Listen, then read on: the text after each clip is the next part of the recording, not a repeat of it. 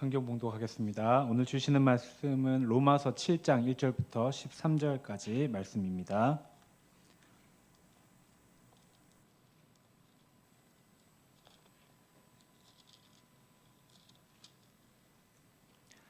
제가 가진 성경책은 신약성경 247쪽 로마서 7장 1절부터 13절까지 말씀입니다. 제가 먼저 한 절 읽고 교독하시겠습니다. 형제들아, 내가 법 아는 자들에게 말하노니 너희는 그 법이 사람이 살 동안만 그를 주관하는 줄 알지 못하느냐. 남편 있는 여인이 그 남편 생전에는 법으로 그에게 매인 바 되나 만일 그 남편이 죽으면 남편의 법에서 벗어나느니라. 그러므로 만일 그 남편 생전에 다른 남자에게 가면 음녀라. 그러나 만일 남편이 죽으면 그 법에서 자유롭게 되나니 다른 남자에게 갈지라도 음녀가 되지 아니하느니라. 그러므로 내 형제들아, 너희도 그리스도의 몸으로 말미암아 율법에 대하여는 죽임을 당하였으니 이는 다른 곧 죽은 자 가운데서 살아나신 이에게 가서 우리가 하나님을 위하여 열매 맺게 함이라. 우리가 육신에 있을 때에는 율법으로 말미암는 죄의 정욕이 우리 지체 중에 역사하여 우리로 사망을 위하여 열매를 맺게 하였더니 이제는 우리가 얽매였던 것에 대하여 죽었으므로 율법에서 벗어났으니 이러므로 우리가 영의 새로운 것으로 섬길 것이요 율법 조문에 묵은 것으로 아니할지니라. 그런즉 우리가 무슨 말을 하리요? 율법이 죄냐? 그럴 수 없느니라. 율법으로 말미암지 않고는 내가 죄를 알지 못하였으니 곧 율법이 탐내지 말라 하지 아니하였더라면 내가 탐심을 알지 못하였으리라. 그러나 죄가 기회를 타서 계명으로 말미암아 내 속에서 온갖 탐심을 이루었나니 이는 율법이 없으면 죄가 죽은 것이라. 전에 율법을 깨닫지 못했을 때에는 내가 살았더니 계명이 이름에 죄는 살아나고 나는 죽었도다. 생명이 이르게 할 그 계명이 내게 대하여 도리어 사망에 이르게 한 것이 되었도다.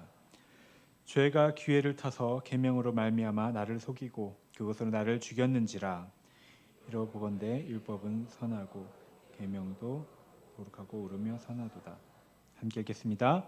그런즉 선한 것이 내게 사망이 되었느냐? 그럴 수 없느니라.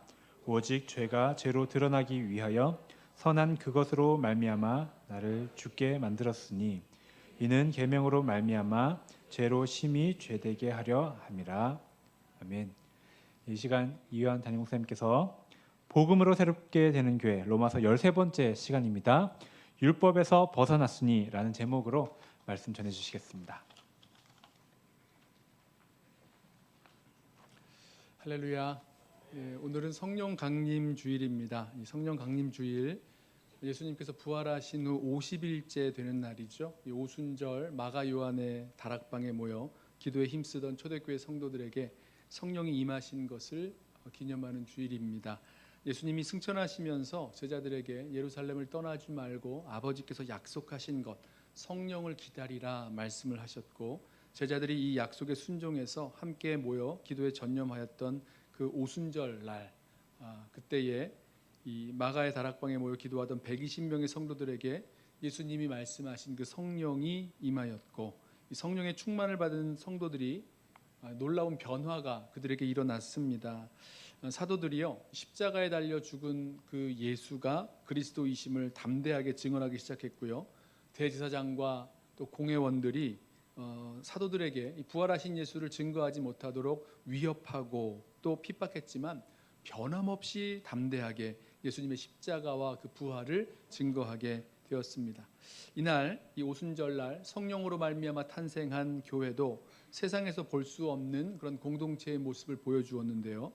사도행전 2장 42절을 보면요, 이렇게 말씀합니다. 사도의 가르침을 받아 서로 교제하고 떡을 떼며 오로지 기도하기를 힘쓰니라. 사람마다 두려워하는데 사도들로 말미암아 기사와 표적이 많이 나타나니 믿는 사람이 다 함께 있어 모든 물건을 서로 통용하고 재산과 소유를 팔아 각 사람의 필요를 따라 나눠주며 날마다 마음을 같이하여 성전에 모이기를 힘쓰고 집에서 떡을 떼며 기쁨과 순전한 마음으로 음식을 먹고 하나님을 찬미하며 또 온 백성에게 칭송을 받으니 주께서 구원받는 사람을 날마다 더하게 하시니라. 성령 충만으로 말미암아 교회 공동체 가운데 또 성도들 가운데 일어난 이 변화의 역사가 세상 사람들이 볼 때에도 칭송을 받을 만큼의 놀라운 변화가 일어나게 된 거죠. 우리 교회 공동체 가운데도 이 성령 충만함을 늘 구하고 이 성령 충만함으로 변화되는 그런 은혜의 역사가 우리 교회 가운데에도 풍성하게 임하기를 축원합니다. 우리 사도 바울이 로마 교회에게 교회가 다시 들어야 할 그 복음에 대해서 설명을 하였습니다. 그리고 이 믿는 자를 의롭다 하시는 이 복음에 담겨 있는 또 다른 특권들을 설명했죠. 믿음으로 의롭다 하심을 받은 성도들은 하나님과 화평하게 되었고, 이제 5장 말씀입니다. 그리고 6장을 보면 그리스도와 연합하여 그리스도와 함께 죽고 그리스도와 함께 살게 되었어요. 특별히 바울은요, 죄인이 믿음으로 말미암아 의롭다 하신다는 이 복음이 죄를 조장하고 죄를 쉽게 용납한다라는 그 주장을 반박하면서 죄에 대해 죽은 우리가 어떻게 다시 죄 가운데 거할 수 있겠느냐 반박을 하죠. 또 예수 믿는다는 것, 이것은 자신을 십자가에서 값주고 사신 새로운 주인이 생겼다는 것, 새로운 주인이 생긴 거니까 나는 노예가 되었다는 뜻이죠. 그런데 어떻게 다시 죄에게 종노릇하면서 살아갈 수 있겠느냐라고 하면서 반박을 했습니다. 지난주가 아니라 지난 시간 로마서 6장 말씀을 나누면서 이 말씀이 좀 어려웠다라고 하신 분들이 계셨는데요. 바울이 그 은혜의 복음을 반박하는 그 과정에서 반박을 다시 재반박하는 그 과정에서 우리 믿는 자들에게 일어난 그 일들이 무엇인지 말씀하고 있는데, 실제적으로 믿는 자들에게 일어난 그 일들이 우리 눈에 잘 보이지 않고 또 느껴지지 않기 때문에 이 말씀이 어렵지 않았을까 하는 생각이 들었습니다. 그러니까 느껴져서가 아니라 이것 역시 우리가 믿음으로 인정하고 받아들여야 할 사실이라는 거죠. 우리가 예수를 믿는 것, 눈에 보이지 않지만 예수 그리스도와 연합하여 그리스도와 함께 죽고 그리스도와 함께 사는 것, 이것이 예수를 믿는 의미입니다. 또 예수를 믿는 것, 우리가 예수 그리스도의 소유가 되어 예수님의 것이 돼서 예수님을 우리의 주님으로 섬기며 살아가는 것, 이게 예수를 믿는다는 뜻이라는 거죠. 그리스도와 함께 죽었음, 그리고 그리스도의 종됨, 이것이 분명할수록 죄를 이기며 살아갈 수 있을 것입니다. 자, 오늘 로마서 7장 말씀은요, 율법과 그리스도인과의 그 관계에 대해서 말씀을 합니다. 율법이 성도들에게는 어떠한 위치를 차지하는지, 또 율법이 어떤 구속력을 이 그리스도인들에게 가지고 있는지에 대한 그 대답을 찾아볼 수가 있습니다. 사실 바울이요, 로마서에서 이미 여러 번 율법에 대해서 언급을 했습니다. 율법이 죄를 드러내고 죄인을 정죄하고 또 죄를 죄로 규정합니다. 또 율법이 진노를 이루고 심지어 범죄를 더하게 한다, 이렇게까지 설명을 했습니다. 이론적으로 볼 때 율법을 지킴으로 말미암아 의롭다 하심을 받을 수 있는데, 실제로는 그 율법에 온전히 순종하는 사람, 율법을 온전히 지키면서 살 수 있는 사람이 없기 때문에 율법으로는 구원을 받을 수 없는 겁니다. 그 결과 율법 외에, 그러니까 율법 말고 복음의 하나님의 의가 나타나죠. 죄인들이 율법에 순종함으로 의롭다 하심을 받는 것이 아니라 그리스도를 믿는 것을 통해서, 그리스도를 믿는 믿음을 통해서 의롭다 하심을 받습니다. 아브라함이 하나님의 약속을 받은 것이 이것을 잘 보여주죠. 율법으로 말미암은 것이 아니요 오직 믿음의 의로 말미암았다라고 설명을 합니다. 자, 죄인을 의롭다 하시는 이 은혜 아래 있는 자, 더 이상 율법 아래 있지 아니하다 설명하죠. 로마서 6장 14절, 우리 앞장에서 7장 바로 앞에 있는 앞장에서 율법에 대해서 이렇게 말씀했는데요. 죄가 너희를 주장하지 못하리니 이는 너희가 법 아래 있지 아니하고 은혜 아래에 있음이라 말씀합니다. 자, 이 말씀을 이 로마서 7장이 이제 깊게 조금 더 자세히 설명을 하는 거죠. 이 7장을 세 부분으로 나눌 수 있는데요. 먼저 1절부터 6절을 보면 이 율법이 더 이상 우리를 주관하지 못한다, 이것을 설명을 하고요. 그다음에 7절부터 13절은 율법이 죄와 사망을 가져온다는 이런 잘못된 그런 비난, 부당한 비난을 반박하고요. 14절부터 25절은 율법 아래 사는 사람이 겪는 그런 내적인 갈등, 이런 것들을 묘사하고 있습니다. 자, 이 율법에 관한 이야기를 통해서 우리는 믿음으로 의롭다 하심을 받은 사람들, 성도들, 저와 여러분이죠. 우리들이 어떻게 율법에 대해서 살아가야 할지를 배우게 됩니다. 첫 번째, 율법이 주관하지 못하는 삶을 살 수 있습니다. 바울은 남편이 살아있을 때는 아내가 남편에 매여 살지만 남편이 죽은 후에는 이 아내가 남편에게 매이지 않는다라는 그런 법적인 원리를 가지고 율법과 그리스도인의 관계를 설명합니다. 1절 보실까요? 형제들아, 내가 법 아는 자들에게 말하노니 너희는 그 법이 사람이 살 동안만 그를 주관하는 줄 알지 못하느냐.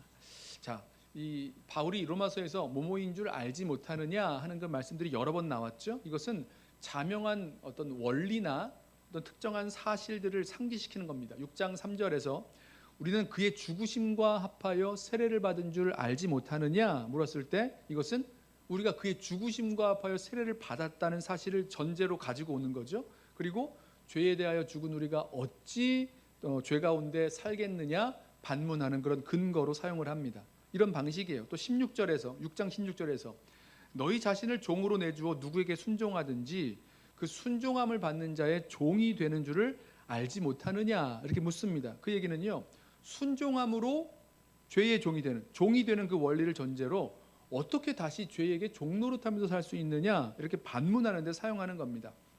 마찬가지죠. 7장 1절에서도 법은 사람이 살아있는 동안에만 이렇게 주관할 수 있다는 원리를 가져와서 죽음으로 말미암아 그 법에서 율법에서 해방되는 율법에서 자유케 되는 그 원리를 알려주려고 가져온 겁니다.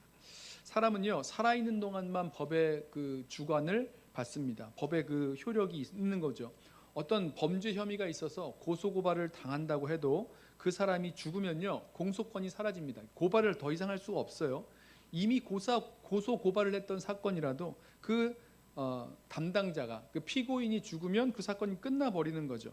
마찬가지로 율법에서도 사람이 죽으면 그 율법에서 해방되는 겁니다. 로마서 6장에서 우리가 죄에 대하여 죽었다라고 말씀을 했는데 이 바울이요 그런 말씀을 통해서 남편의 죽음으로 말미암아 결혼 관계에서 자유를 얻는 아내가 자유를 얻게 되는 그 방식을 가지고 이 율법과 그리스도인의 관계를 설명합니다. 2절부터 말씀 볼까요?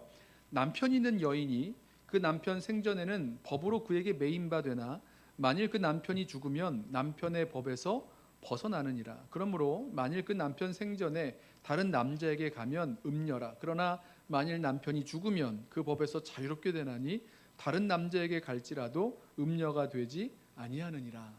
여러분 여기서의 남편은 율법을 말합니다. 그러니까 율법이라는 남편이 죽기 전에는 그 아내된 우리들이 그 율법의 아내된 우리들이 율법이라는 남편에 매여 있는 건데 그리스도 예수와 함께 율법에 대해 죽음으로 그 4절에 나오죠. 그리스도 예수와 함께 율법에 대해 죽음으로 율법으로부터 자유하게 되고 더 이상 율법에 매여 살지 않게 된다는 거예요. 율법이 더 이상 주관하지 못하는 거죠.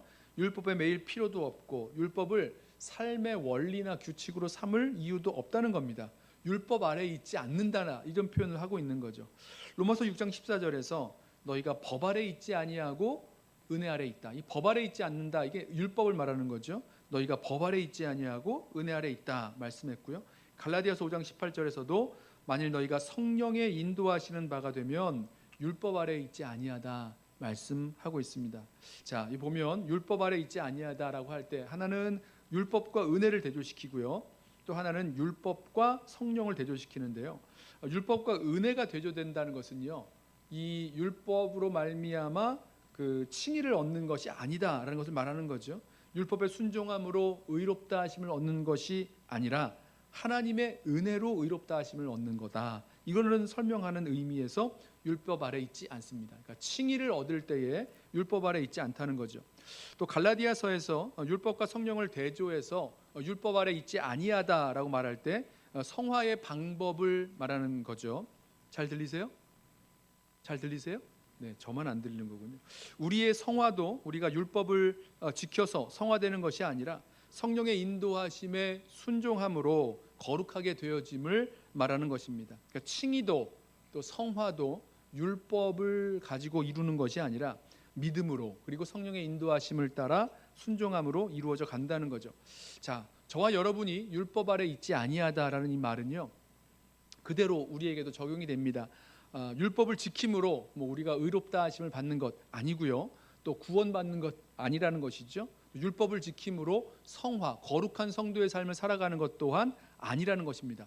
만약에 누군가가 어떤 교회나 어떤 그 가르침을 통해서 율법을 지켜서 구원을 얻는다, 칭의를 의롭다 하심을 받는다라고 한다거나 율법을 지켜서 성화된다라고 한다면 이것은 다른 복음을 전하고 있는 겁니다.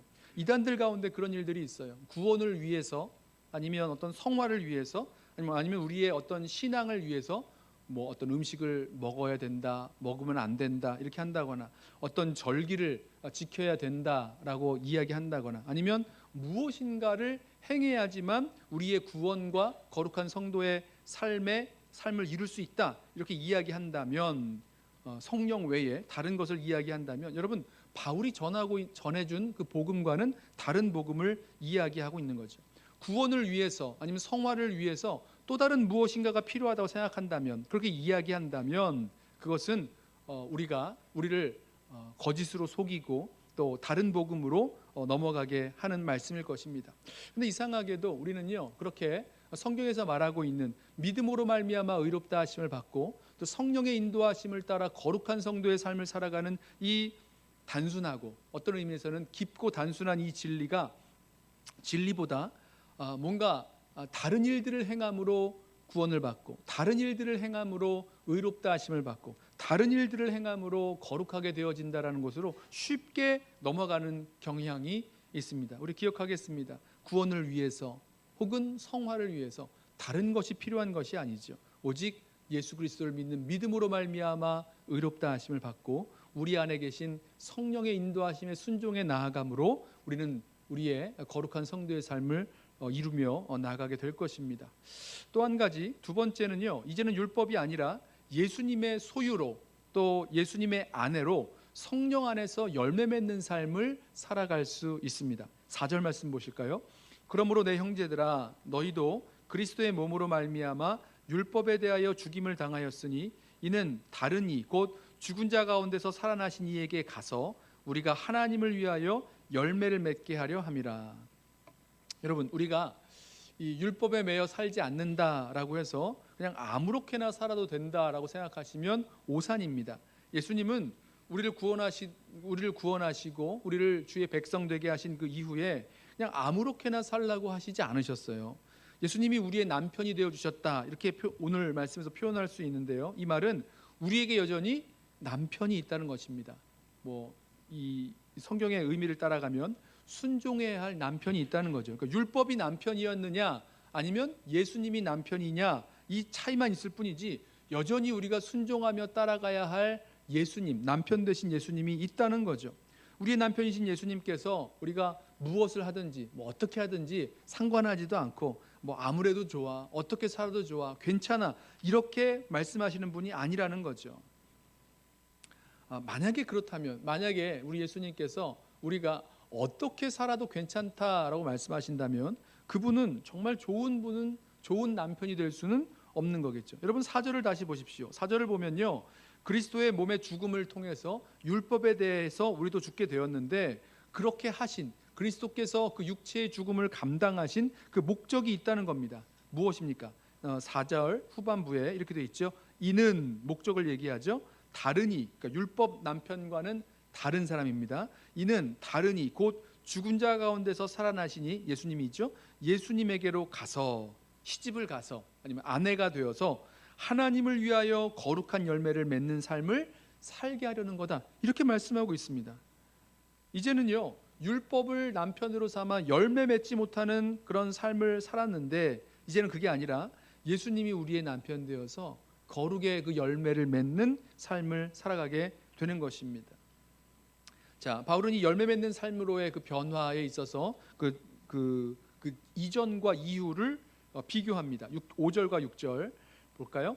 우리가 육신에 있을 때에는 율법으로 말미암는 죄의 정욕이 우리 지체 중에 역사하여 우리로 사망을 위하여 열매를 맺게 하였더니 이제는 우리가 얽매였던 것에 대하여 죽었으므로 율법에서 벗어났으니 이러므로 우리가 영의 새로운 것으로 섬길 것이요 율법 조문의 묵은 것으로 아니할지니라. 그러니까 5절과 6절이 before and after로 구분이 되고 대조하는 거죠.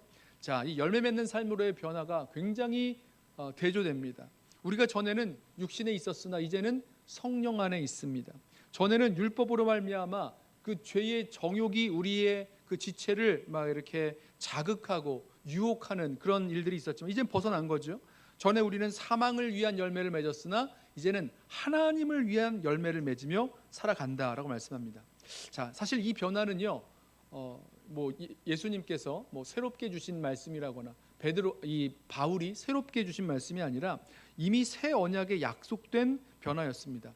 율법이라는 돌판에 쓰여진 그 계명을 따라 외적인 규칙을 따라 살아가는 것과는 다르게 성령께서 우리 마음 가운데 하나님의 법을 써주시고 우리 마음에 있는 성령께서 우리 마음에 말씀하시는 그 하나님의 법에 순종하며 살아가는 새로운 시대, 새 언약 시대를 말씀하셨죠. 예레미야 31장 31절 말씀입니다. 들어보세요. 여호와의 말씀이니라. 보라, 날이 이르리니 내가 이스라엘 집과 유다 집에 새 언약을 맺으리라. 이 언약은 내가 그들의 조상들의 손을 잡고 애굽 땅에서 인도하여 내던 날에 맺은 것과 같지 아니할 것은 내가 그들의 남편이 되었어도 그들이 내 언약을 깨뜨렸음이라. 여호와의 말씀이니라. 그러나 그날 후에 내가 이스라엘 집과 맺을 언약은 이러하니 곧 내가 나의 법을 그들의 속에 두며 그들의 마음에 기록하여 나는 그들의 하나님이 되고 그들은 내 백성이 될 것이라. 여호와의 말씀이니라. 이 새 언약은요, 이전에 있었던 언약과 다르다라고 말씀하세요. 이전의 언약에서는요, 내가 그들의 남편이 되었지만 그들이 여전히 내 언약을 깨뜨렸다라고 말씀하시는데, 이제 새 언약을 세울 그날에는 내가 나의 법을 그들의 마음에 두겠다, 그들의 마음 속에 기록해 두겠다. 그래서 나는 그들의 하나님이 되고 그들은 나의 백성이 될 것이다. 이 언약 관계를 말하는 거죠. 하나님께서 말씀을 하셨습니다. 자, 이것이 이루어졌다라는 거죠. 누구에게 이루어진 겁니까? 바로 새 언약 백성 되는 저와 여러분, 예수 그리스도를 믿음으로 말미암아 의롭다 하심을 받고 모든 믿는 자에게 약속하신 성령을 보내주심으로 성령께서 우리 안에 거하는 그 하나님의 백성 된 저와 여러분 가운데 일어난 사건이라는 것입니다. 그러니까 이제 이 5절과 6절의 비교가요, 그러니까 두 시대, 옛 언약과 새 언약, 또 우리 개인적으로 말하면 회심 전과 회심 후, 이런 그 비교로 보시면 되는 거죠. 옛 시대에 살던 그 방식에서 새로운 시대, 새로운 피조물로 살아가는 삶의 모습으로 변화가 이루어졌습니다. 예전에는 우리의 삶이 육신과 죄와 사망과 또 율법의 지배를 받았지만 이제는 그리스도의 죽음으로 말미암아 율법에 대해서는 죽임을 당하였고, 이제 우리는 그리스도와 함께 죽은 자 되어서 또 그리스도와 함께 살아나서 이제 율법에서 해방되고 이제 성령의 능력을 통해서 하나님의 종으로서 살아가게 된다, 이 말씀을 하고 있는 겁니다. 이제 우리가 할 일은요, 영의 새로운 것으로 하나님을 섬기면서 살아가는 겁니다. 우리 몇 절입니까? 5절 맨 마지막 부분에 이렇게 말씀하죠. 영의 새로운 것으로 섬길 것이요 라고 말씀합니다. 영의 새로운 것으로 섬길 것이요. 여기서 이 섬기다로 번역된 단어가요, 원래 종노릇하다라는 그런 의미를 가지고 있습니다. 직역하면 종노릇하는 거예요. 우리가 성령 안에서 성령으로 말미암아 새롭게 되어서 새로운 주인을 섬기는 그런 종노릇하면서 살아가게 되는 겁니다. 어떻게 해요? 율법에서 벗어났기 때문에, 율법의 종노릇하며 살아가는 삶에서 벗어났기 때문에 우리 주님을, 우리 하나님을 섬기면서 하나님께 종노릇하면서 살아가게 되었다는 겁니다. 새 번역에서는요, 이것을 성령이 주시는 새 정신으로 말미암는다, 이렇게 번역을 했는데요. 이런 거죠. 율법 조문에 매여서 이렇게 살아라 저렇게 살아라 하던 그런 것이 아니라 이제는 성령의 그 새롭게 하시는 은혜, 우리 속에서 말씀하시고 가르쳐 주시고 깨닫게 하시고 우리를 새롭게 하시는 그 은혜를 바탕으로 정말 하나님을 자발적으로 기쁨으로 섬기면서 살아갈 수 있게 되었다는 것입니다. 영의 새로운 것, 즉 성령이 우리들 심령 가운데 주시는 새 마음, 새 정신으로 우리 주 예수 그리스도를 섬기면서 살아가는 하나님의 종으로, 예수 그리스도의 종으로, 주님의 것으로 살아가는 것, 바로 이것을 말씀하고 있습니다. 바울은 우리가 이미 그리스도와 함께 죽었다고 말하면서 그 그리스도와 함께 죽음으로 말미암아 율법에서 벗어나 자유케 되었다 말씀하죠. 그리고 그 자유가 죄를 짓기 위한 자유가 아니라 하나님을 섬기기 위한, 하나님의 종이 되기 위한, 의의 종이 되기 위한 자유라고 설명을 이미 했어요. 자, 그렇게 우리는 주님의 종이 되었는데 이 종이 되었다는 그 의미가 뉘앙스가 이렇게 좋지는 않으실 수 있어요. 종이 이제 노예라는 뜻을 가지고 있다고 제가 설명을 드린 적이 있는데, 그것이 우리들 마음 가운데 좀 부담이 되고 좀 언짢게 느껴질 수가 있는데, 여러분, 그러나 우리가 영의 새로운 것으로 섬기는 그런 종이 되었다는 것은 맞는 말이지만, 이 종으로서 주님을 섬기는 동기와 의도, 목적은 완전히 바뀌었습니다. 왜 우리가 주님을 섬기게 되는가? 섬겨야만 하는가? 섬겨야만 하기 때문에, 종노릇해야 되기 때문에, 구원을 받기 위해서 억지로 종노릇해야 되기 때문에가 아니라, 이미 주님 주신 은혜로 구원받고 주님의 백성 된 것 때문에 그것으로 자유와 기쁨을 가지고 주님을 섬기게 되었다는 것입니다. 그걸 원하는 거예요. 기쁨이 우리들 가운데 있는 거죠. 자, 이것이 영의 새로운 것으로 섬기는 방식입니다. 구원을 얻기 위해서, 아니면 거룩하게 되기 위해서, 그런 어떤 결과나 목적을 바라보고 섬기는 것이 아니라, 이미 우리를 의롭다 하셨고 이미 우리를 깨끗게 또 거룩하게 만들어 가시는 주님의 그 은혜를 알기에 기쁨으로 주님을 더욱더 섬기며 나아가는 역사가 이루어져 나가는 것입니다. 자, 저와 여러분들도 믿음으로 우리 주님을 영접하고 주님을 섬기면서 살아가는 주의 백성들, 주님의 종된 주의 백성들인데, 우리 한번 생각해 보시죠. 우리는 어떻게 주님을 섬기고 있는가? 영의 새로운 것으로 주님을 섬기며 살아가고 있는가? 성령께서 모든 믿는 자의 심령 가운데, 모든 믿는 자 안에 성령께서 내주하시는 은혜가 있습니다. 그렇죠? 성령께서 내주하시기 때문에 예수를 주라 고백하고 하나님을 아버지라 부르고 성령에 근심하는 그 역사까지도 우리가 느끼면서 살아가겠는 건 아닙니까? 자, 이 성령께서 내주하시는 이 역사를 통하여서 우리가 정말 주님을 섬기면서 살아갈 수 있는 저와 여러분 되기를 소원합니다. 저와 여러분에게 이 모든 말씀이 그대로 해당되는 것이죠. 다른 것을 가지고, 다른 목적과 이유를 가지고 주님을 섬길 것이 아니라, 진정으로 성령의 능력과 인도하심을 따라 주님을 아름답게 기쁨으로 섬기며 나아가는 저와 여러분 되기를 원합니다. 그것이 가능하다는 거죠. 왜죠? 율법에서 해방되어 이제 영의 새로운 것으로 주님을 섬기는 사람들이 되었기 때문입니다. 자, 세 번째로 율법으로 죄를 깨닫는 삶을 살아갈 수 있습니다. 우리가 예수 그리스도의 죽음으로 말미암아 죄에서 자유를 얻었고 또 율법으로부터도 자유를 얻었다라고 하면, 흔히 생각할 때 그럼 율법과 이 죄가 같은 건가? 이런 질문을 할 수가 있어요. 이 7절 말씀이죠. 또 13절을 보면 율법이 죽음, 이 사망을 가져오게 되었다는 말인가? 이런 질문을 할 수가 있습니다. 자, 이 질문에 대한 바울의 대답을 좀 들어보시죠. 7절 볼까요? 그런즉 우리가 무슨 말을 하리요? 율법이 죄냐? 그럴 수 없느니라. 율법으로 말미암지 않고는 내가 죄를 알지 못하였으니 곧 율법이 탐내지 말라 하지 아니하였더라면 내가 탐심을 알지 못하였으리라. 바울은요, 율법이 죄가 아니라고 분명하게 선언합니다. 그러면서 율법은 우리가 죄가 무엇인지 알게 해주는 역할을 하는 거지, 율법 자체가 죄는 아니라고 말합니다. 예를 들면 이런 거죠. 다른 사람의 물건을 탐내지 말라라는 그 말씀, 그 계명 때문에, 율법 때문에 탐심이 죄인 것을 알게 되는 거죠. 이 율법이 있기 때문에 아는 겁니다. 사실 세상은요, 탐심, 어떤 걸 탐내는 마음이 있다고 해서 그걸 가지고 죄라고 이야기하지는 않습니다. 마음에 일어난 일을 가지고 죄라고 하면 그걸 어떻게 세상이 그걸 알 수가 있겠습니까? 불가능한 거죠. 실제 행한 것을 가지고 죄라고 하는데요, 하나님 말씀은요, 그 행하는 일뿐만 아니라 우리의 마음을 돌아보게 합니다. 우리 마음의 문제를 주목해서 우리의 마음을 살펴보게 하는 거죠. 만물보다 심히 거짓되고 부패한 것이 사람의 마음이라 누가 능히 이를 알리오마는, 이런 말씀들을 통해서 우리의 마음을 보게 하고, 또 우리가 하나님의 말씀에 진정으로 순종하면서 살아갈 수 있는 그런 능력이 없는 그런 모습 또한 보게 합니다. 그래요, 말씀을 읽으면서 주님의 말씀 속에 담겨있는 이 율법을 통하여서 우리는요, 이 말씀을, 주님의 말씀, 이 율법과 이 계명을 지켜 살아가려고 했을 때에, 우리의 힘과 능력으로는 이거 참 불가능한 거구나, 하나님 말씀 지킬 수 없구나, 오히려 이 우리의 그 모습들을 바라보면서 우리가 얼마나 연약한지, 우리가 얼마나 죄인 되었는지, 또 우리의 능력이 얼마나 부족한지를 발견하게 될 것입니다.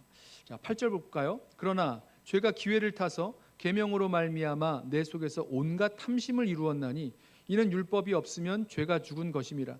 전에 율법을 깨닫지 못했을 때에는 내가 살았더니 계명이 이름에 죄는 살아나고 나는 죽었도다. 생명에 이르게 할 그 계명이 내게 대하여 도리어 사망에 이르게 하는 것이 되었도다. 죄가 기회를 타서 계명으로 말미암아 나를 속이고 그것으로 나를 죽였는지라. 여러분 이해되세요? 무슨 말씀이냐면 생명을 주려는 하나님의 말씀인 이 율법이 오히려 죄의 도구로 돌변해서 사람에게 죽음을 가져오게 되었다는 거예요. 하지만 그 죽음, 이 율법 자체가 죽음이라고는 할 수 없는 거죠. 왜냐하면 죄가 율법을 도구로 삼아서 활동했다는 겁니다. 그래서 12절에 이렇게 말씀해요. 율법은 거룩하고 계명도 거룩하고 의롭다라고 말씀합니다. 자, 율법 자체는요, 하나님의 선한 그런 목적과 의지를 가지고 있는 거죠. 이거 보세요. 하나님께서 아담과 하와에게 동산 중앙에 있는 그 선악과를 먹지 말라고 율법을 주신 겁니다. 그런데 죄가 이 율법을 가지고 아담과 하와를 속이고 유혹해서 아담과 하와로 선악과를 먹게 만들었어요. 죄를 선택하게 하고 죽음을 선택하게 했다는 거죠. 자, 그렇기 때문에 이걸 보면 율법은 거룩하고 선하고 의로운데 죄가 이 율법을 도구 삼아서 들어왔다는 거죠. 11절 마지막에 이렇게 말씀하죠. 죄가 기회를 타서 계명으로 말미암아 나를 속이고, 그럼 죄를 짓게 되죠. 그것으로 나를 죽였는지라 이렇게 말씀합니다. 자, 그래서 13절 이렇게 결론을 맺습니다. 그런즉 선한 것이 내게 사망이 되었느냐? 그럴 수 없느니라. 선한 것, 율법이 나에게 사망이 됐느냐? 그렇지 않다는 거예요. 오직 죄가 죄로 드러나기 위하여 선한 그것으로 말미암아 나를 죽게 만들었으니 이는 계명으로 말미암아 죄로 심히 죄 되게 하려 함이라. 자, 이 율법이, 선한 이 율법이 죄가 죄로 드러나게 하는 그 일에 쓰임 받는 겁니다. 또 죄로 심히 죄 되게 하려고 그렇게 하셨다는 겁니다. 이 율법에 숨겨진 기능인 거죠. 죄가 죄로 드러나게 됩니다. 우리는 연약하여 정말 죽을 수밖에 없는 죄인인 것을 깨닫게 됩니다. 내가 죽을 수밖에 없는 죄인인 것을 알게 하고 내가 내 힘으로 구원을 이룰 수도, 구원을 얻을 수도 없는, 그런 힘이 없는 존재인 것을 깨닫게 하는 것, 이게 바로 율법이 우리들에게 깨닫게 하는 그런 역할인 거죠. 그래서요, 그 율법 때문에 죄가 죄인 것을 깨닫게 되고 나의 무능력과 연약함을 깨닫게 되고 주님의 은혜를 더욱더 구하는 자리로 나아가게 될 것입니다. 성령의 새롭게 하시는 은혜가 아니고서는요, 우리가 하나님 앞에서 제대로 올바로 살아갈 수 있는 그 힘과 능력, 어떤 방법 얻지 못합니다. 내 힘을 가지고 율법을 지키려고 발버둥 쳐봤자, 그래봤자 결국은 죄가 그 율법을 도구 삼아서 우리로 유혹하고 속이고 또 쓰러지게 만드는 일들을 보게 되는 거죠. 죄를 죄로 깨닫게 하시는 그 율법의 그 기능을 우리 기억하면서 그것 때문에 이 하나님 말씀 속에서 우리의 모습을 보면서 정말 하나님의 능력이, 성령의 충만함이 우리들 가운데 절대로 필요하다는 것을 기억하고 주님께 구하면서 나아갈 수 있는 저와 여러분 되기를 원합니다. 오늘 말씀 속에서 영의 새로운 것으로 주님 섬기라고 하신 말씀 그대로 이제는 율법에서 벗어나 영의 새로운 것으로 새롭게 하시는 성령의 그 역사를 따라 하루하루 매 순간순간을 주님을 섬기면서 살아갈 수 있는 저와 여러분 되시기를 주님의 이름으로 부탁하며 축원합니다.